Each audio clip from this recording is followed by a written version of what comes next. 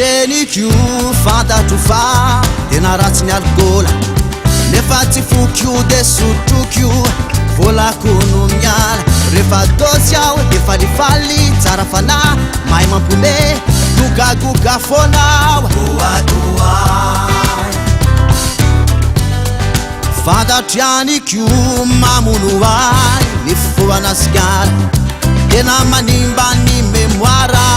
mampiana ana nefa magaga mbola tamana vala sigara sarotry alana fokafoka foana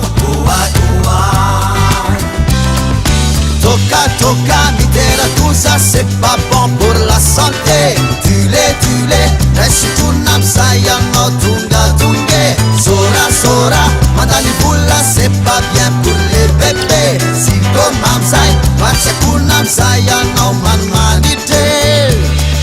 tsy mafetenao ry mpamokatra toka zavatra findray atao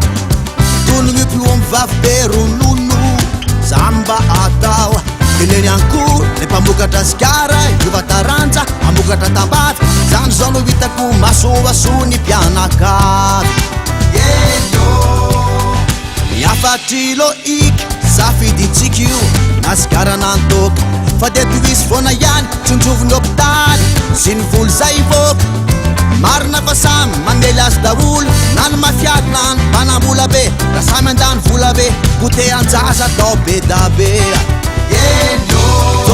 toka mitera-doza c'est pas bon pour la santé tule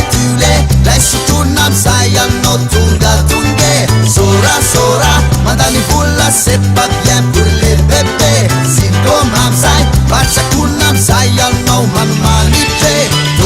toka mitera-doza c'est pas bon pour la santé tule raisotona amizay anao tongadonge sora mandany vola c'est pas bien pour les bébés sikoma amizay vatsakona amizay anao manimanitry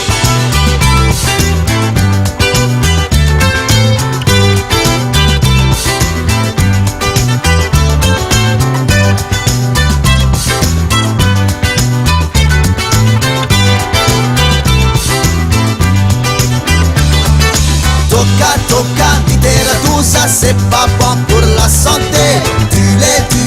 raisotona amizay anao tongadonge sora mandany vola c'est pas bien pour les bébés sikoma amizay vatsakona amizay anao